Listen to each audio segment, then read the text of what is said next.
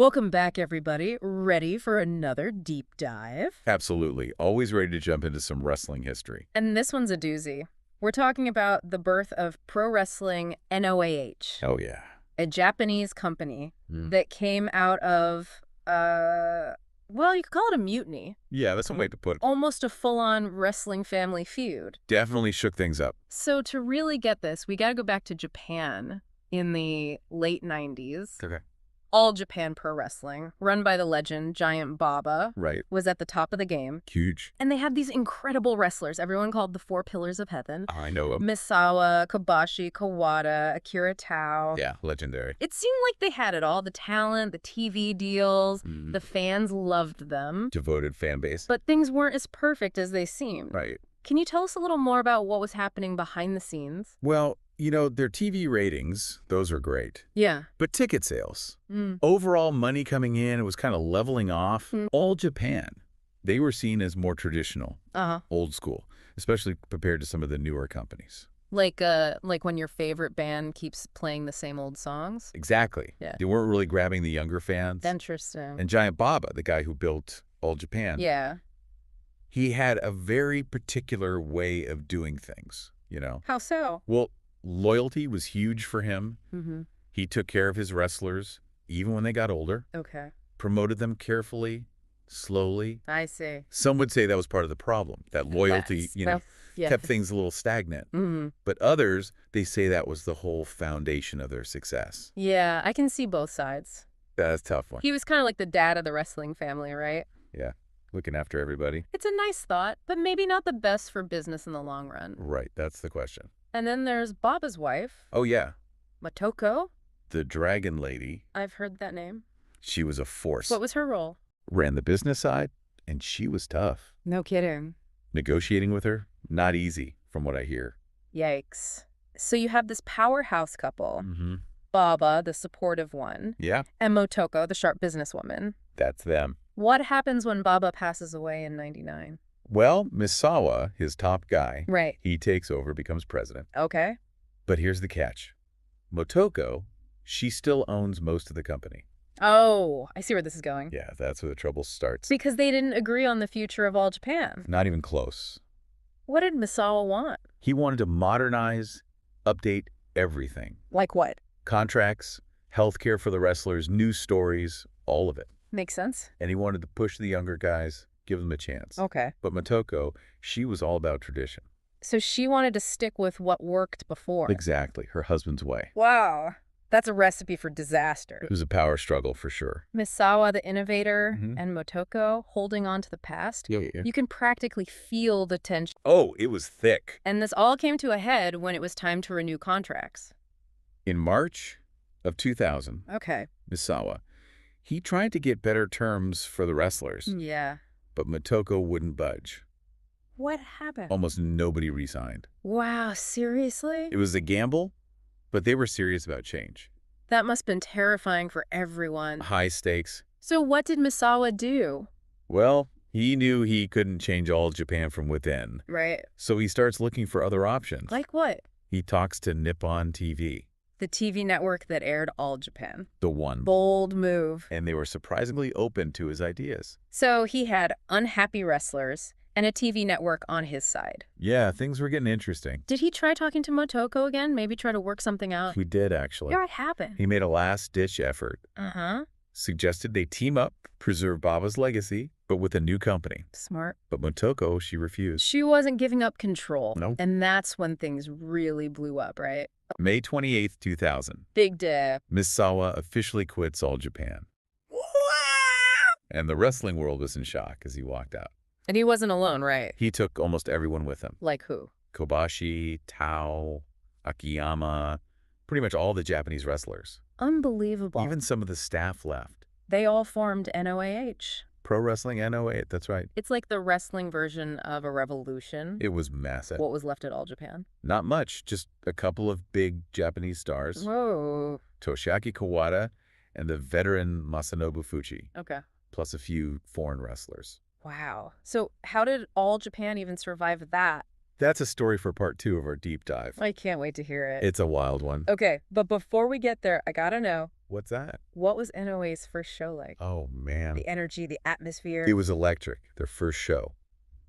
Departure. Okay. August 5th, 2000. Got it. It was electric, man. Like, I can imagine. So much excitement. You could feel it, Yeah. anticipation, and a little bit of defiance, too. Yeah. Oh, definitely. It really felt like a turning point for wrestling in Japan. Totally.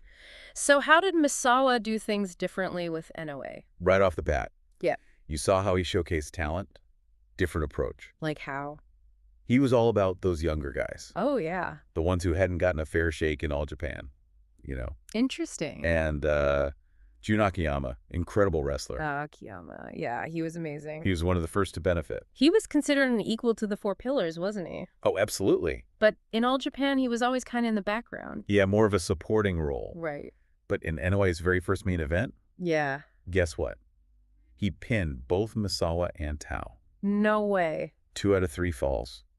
Brutal match. Wow, that sends a message. It was a statement, for sure. Like, this is a new era. Exactly. Yeah. We're not messing around. And to really drive that home, didn't Akiyama turn on Kobashi? Oh, he did right after that match. No way. Turned on his own tag team partner. Talk about a shocker. That rivalry became huge for NOA's early years. Man, what a way to launch a company. Right. Fresh matchups, big surprises. Makes you think, though. About what? What if All Japan had listened to Misawa? Yeah. Would they still be together? Maybe running a super promotion? Who knows? It's a fun what if. Speaking of All Japan, they were left in a tough spot.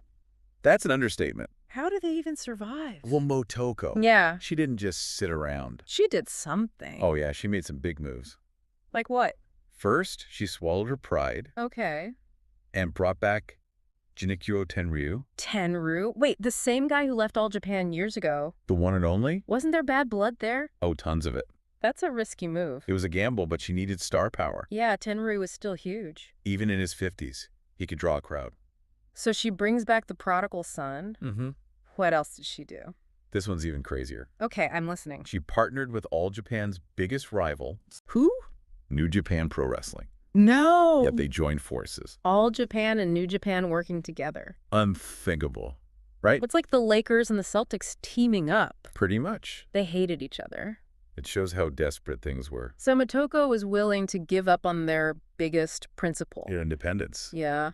She had to save the company. Wow, that's intense. It's a huge shakeup. So now you have Tenryu back. Yep. And All Japan guys wrestling New Japan guys. Culture shock, for sure. Did it work? It was a mixed bag. How so? Some fans hated it. They felt like All Japan had sold out. Yeah, betrayed their legacy. I can see that. But others, they were intrigued. By the new matchups. Exactly, new storylines. It is a smart business move. Oh, definitely. Got people talking, brought in new fans. Kept All Japan alive. And this was all way before WWE started partnering with other companies, right? Decades before. It's crazy how All Japan, the company all about tradition, ended up being ahead of the curve. It's ironic, isn't it? They had to change to survive. And they ended up influencing the whole industry. Amazing.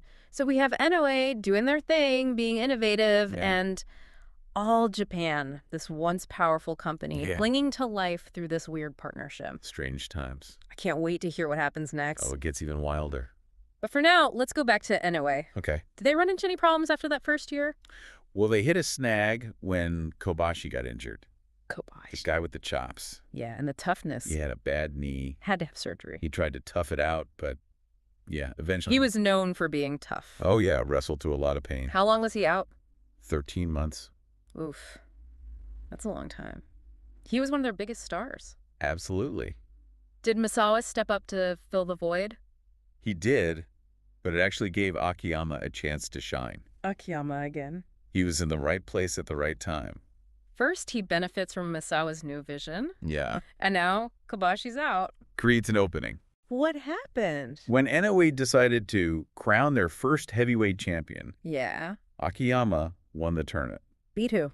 Yoshihiro Takayama in the finals. So Akiyama finally made it to the top. He earned it. He was incredibly talented. No doubt. There was something missing. What do you mean? He didn't quite connect with the fans. Not like Misawa or Kobashi. Right. He didn't have that same spark. Even as champion. Maybe he didn't have the right opponents. Or his style wasn't flashy enough. Maybe. It's hard to say. So even with all the success, Akiyama wasn't the guy. Not quite. What was happening with NOA at this point? Well, they were still doing partnerships. With other companies? Yeah. Remember that deal with 01? 01, yeah. Shinya Hashimoto's company? That was a pretty big deal, right? Oh, yeah. What was their style like? Really hard-hitting, okay, realistic, you know. Oh, I could see that. The partnership with NOAH is great for both companies. Got their wrestlers in front of new audiences. Makes sense. And some of those matches, man. Oh, yeah. Like what? There was one in January 2001. Okay. Misawa and his young guy, Yoshinari Ogawa. Yeah. They went up against Hashimoto and the Butcher, Alexander Otsuka. Whoa. What a mix. Total clash of styles. NOH's speed against 01's power. The crowd must have gone nuts. Oh, they were on fire. That sounds awesome. There was another one, too, from 01's first show. When was that? March 2001. Okay. Misawa and Akiyama. As a team. Yep, against Hashimoto and Yuji Nagata. Nagata from New Japan. The one and only. Wow. That's a crazy matchup. 4 of the biggest names in Japanese wrestling. It must have been a wild one. Oh, it was a brawl, all-out chaos. It's amazing how much cross-promotion there was back then. Way ahead of its time. And out of all these matches, Misawa and Hashimoto never had a singles match. You know, right? Why not? What happened? It's a mystery. Seriously? Dueling, maybe injuries, who knows? Maybe they just didn't want to. Could be. That's too bad. One of the biggest what-ifs in wrestling. Yeah, for sure. But there were still tons of great matches happening. Absolutely. And we can't forget about All Japan. Right. They were struggling, but they were still there. Fighting for survival. They had to change, adapt. No choice. Did they ever find their way back? It was definitely a transformation. In what way? They couldn't just go back to the old days. Right. But that partnership with New Japan, it opened them up to new ideas. Like what? New styles, new ways of thinking. Interesting. They had to evolve. And they ended up being ahead of the game, too. How so? With the whole cross-promotion thing. Exactly. Back in 2000, nobody was doing that. All Japan and New Japan. Unheard of. But now it's everywhere. WWE partnering with other companies. Yep. AEW working with New Japan.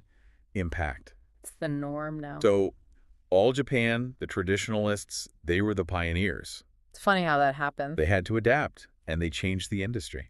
Pretty amazing. This whole story, it's wild. It is. The birth of NOAH, the exodus from All Japan. Crazy times. The partnerships, the new stars.